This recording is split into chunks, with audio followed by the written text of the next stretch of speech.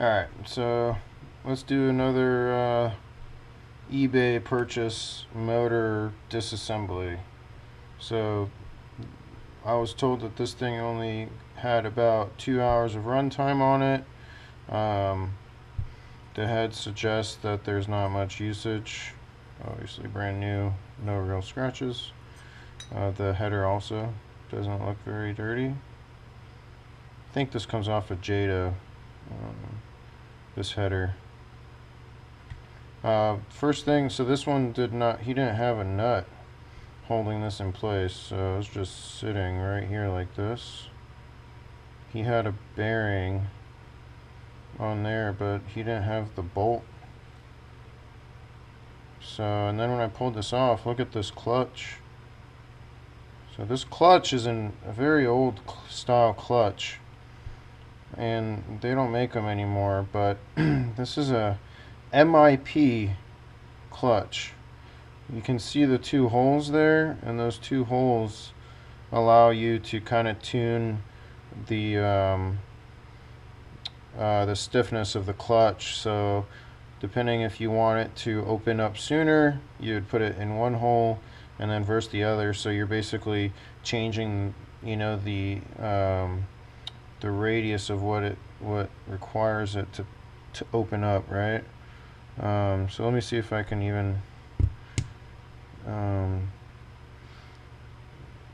So I guess I would think that the one on the inside would take more RPMs to open up versus the one on the outside, right? So if we're thinking about it like torque, it's going to require more spinning for this thing to open up before it starts engaging.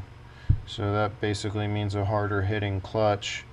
And Traxxas even suggests, like, even with their stock clutch, like putting it like this is the stock Traxxas clutch, right? This is the normal orientation.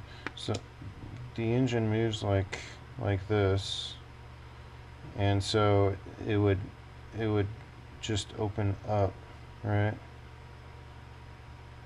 There's a lot of gunk in there. So this would open up like that, but they say if you reverse it, and you reverse it like this, now you can see that this would open up like that instead of being the other way, right? So obviously being this way and it being equal to the rotation of the engine, it's going to open up faster than if you have it reversed, right? It's going to require more RPM for that centrifugal force to expand it. So you can play with that too. You can flip it around, just the stock one. I've been running all my stuff completely stock, but I might play with the orientation at some point, especially if I'm looking for a little bit more RPM before it really hits. But I figured that's something, to share, especially that I got a surprise here. These clutches on eBay are definitely not cheap, and they last forever. So MIP makes some really good stuff. It makes some really good pipes too, steel pipes. It's just really hard to find, but this clutch bell looks great. So these bearings are nice and tight. Yep. So this popped right off. This is the head button. Looks really nice. That's just dirt. Yeah, that's crazy. This guy didn't run this much at all. Okay. I wonder what plug he's got on this. This one's an R3. Interesting. I don't know what an R3 is, but that's what's on there. Alright. Here it definitely looks like there's quite a bit of gunk there. It's probably just all dried up goo. This guy's got multiple head shims on here. He's got 2 head shims. Do I have my caliper? Yes, I have my calipers right here. Let me just see what he's got going on here. Oh wow. Oh, I didn't know that they made a thick one like that. Oh, there's more than 2. Look at that. Okay. Now this is 0.2. And that's 0.1. So this is my setup. Just this right here. So this equals, I thought it was 0.3. Yeah, 0.3. Yep. Okay. So, but he also has this one as well. 0.2. So that's 0.5. Wow. Dang, I don't know why you would need so much. But that's what he had going on there. Maybe for the break-in, you know, more isn't a bad idea. But yeah, I'm not detonating with 0.3 at 33% nitro, so I don't see the need. Oh, this guy's got the wrong size bolt over here, I think. This is a 2-dot backplate, so that's good.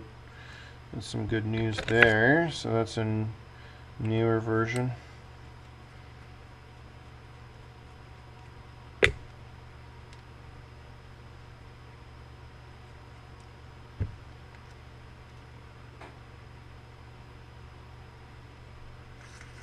New pull start.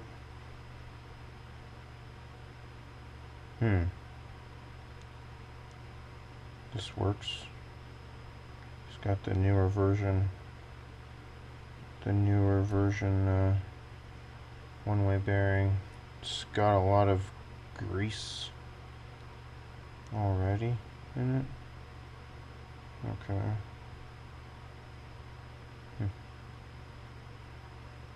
Interesting.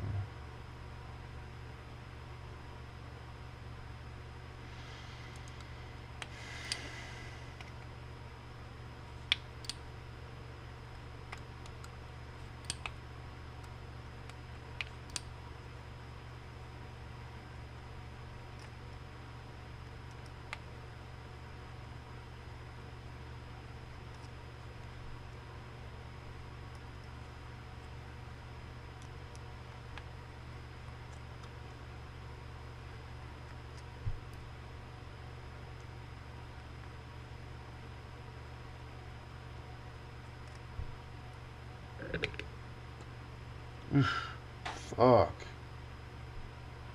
This dude did not do no after run. Excuse my language.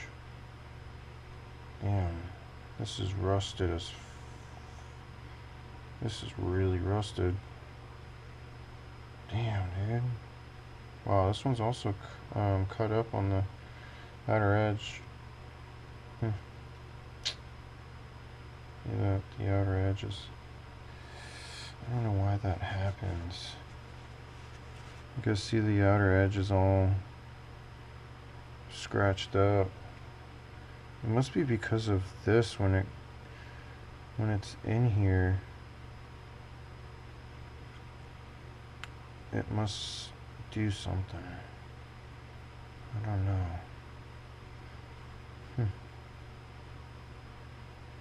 Yeah, that's odd.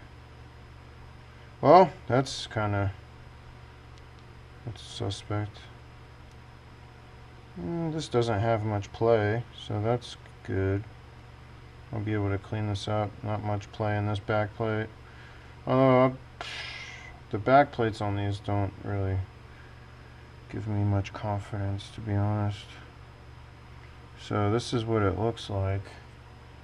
This doesn't look as good as the Traxxas one that we pulled apart earlier, right? 2 hours of runtime. Okay, let's see what the sleeve looks like. Sheesh. That's part of the game. It's part of the fun. If it's only just rust or dirt, not dirt, but just really gunked up because of the rust of, you know, old engines sitting around, and there's some good pinch to this, and I'm happy. But like, you can see the carb as well. See, the carb is nice and smooth. So these carbs are hard to find. Guess everything is hard to find on these things. Alright, I'm gonna have to warm this one up too.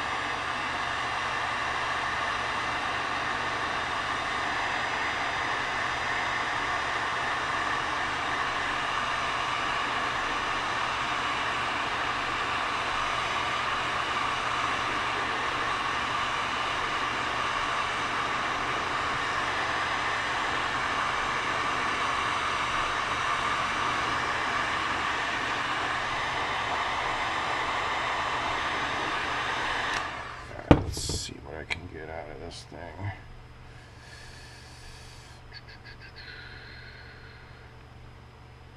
think I need another glove.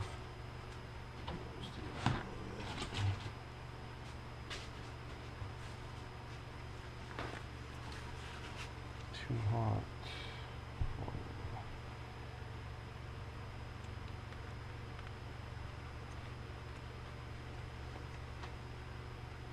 There it goes. See, heat makes such a big difference.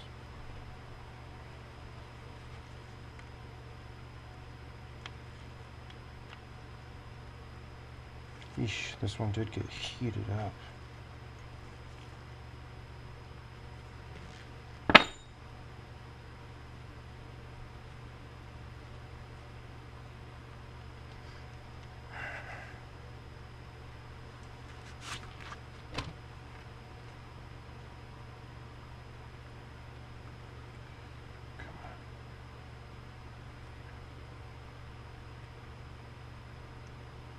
When things are gummed up like this, if the wrist pin is gummed up and the rod can't move, you might have trouble getting it out. I had a Pico yesterday trying to get it out, and it was gummed up really bad, and I had a really hard time because they're super tight already when it comes to spacing.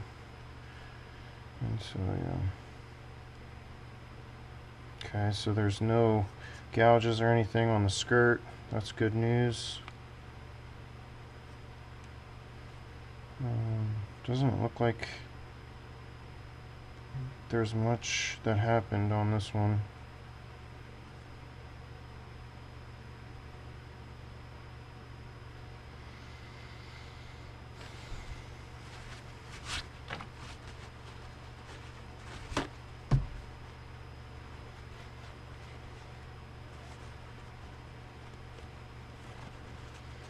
So they definitely ran it because of all this, but man,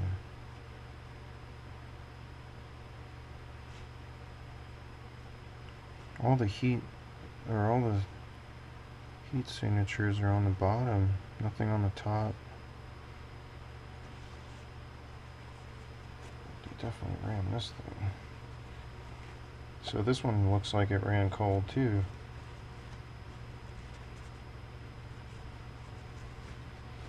It's definitely full of gas.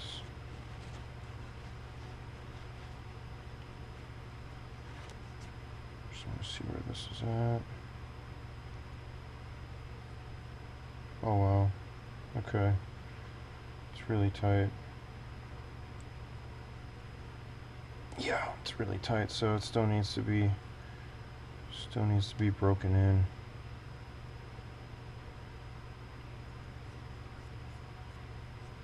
Yeah, so it starts right over here getting tight, right above, well, I guess right above the exhaust port, yeah. Yeah, that's as far as I can push it. And what's that number here? 5 millimeters.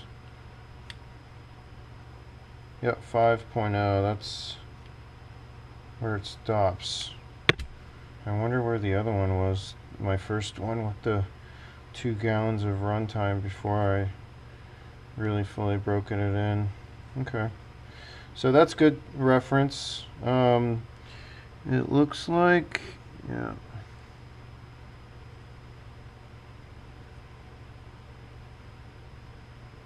Yeah, definitely got gunk, but there's no play, so that's really good. Yeah, side to side is fine, but back and forth, up and down, there's nothing there. Oh. So I don't know what 2 hours of runtime is, but I'm gonna say he didn't fully break it in. Oh wow, this, okay, so if I push this in, this is where it stops. Where is it? What does it say? 5.3, 5.1, 5.1. Okay, so that's pretty much where it is. Yeah.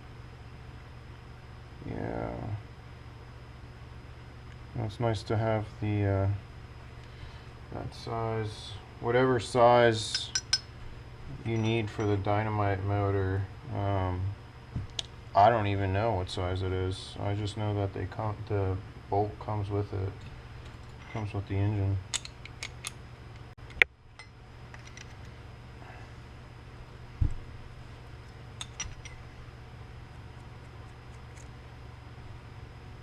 It's not the same as Traxxas.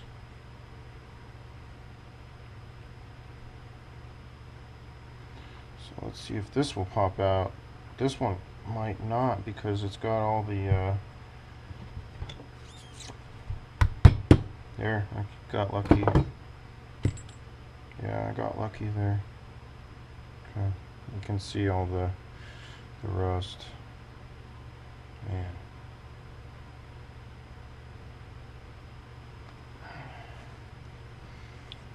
Yeah, these bearings are gonna need to be replaced. Oh, there's some wear right here. Yeah, let's see what it feels like.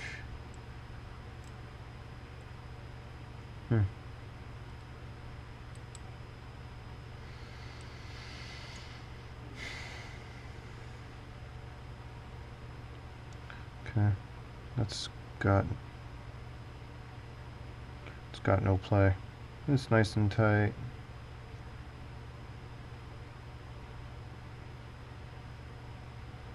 Yeah, nice and tight.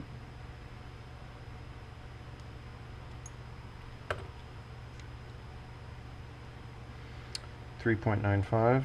That's where the other ones are at. 3.95. 3.94. 3.95. 3.94. Yep, okay. So that's basically like the other two that I have. Wonder what this is here. 7.5. Okay. I forget what the height is on the other ones.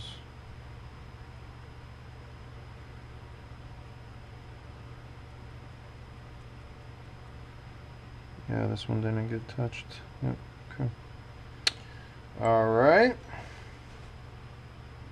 And then you guys can see the disgusting bearings. Yep. That's definitely going to be replacing these. Once you get rust in the engine like that, you really are playing with fire if you run them. I mean, it's smooth, but for the price, it's probably not worth it. Got to take them out anyways to do the crank mod, or I'm sorry, the case mod behind this. I don't know if you see, there's like no cavity or anything for oil to kind of seep underneath the crank and into the bearing. It's just like the Traxxas engines when it comes to that, and I'm sure that's helping my Mach 2 and my Revo when it comes to the rear bearing. It definitely helped the 3.3, so it has to be very similar. But this is another Mach 2 in my collection. Very smooth carb, very little runtime. It's going to need a break-in, and yep. If anybody's interested in a Fortec that I showed, let me know. I might get rid of it. If somebody is looking for one and will offer something reasonable, I'm definitely open. Have a good rest of your night, guys.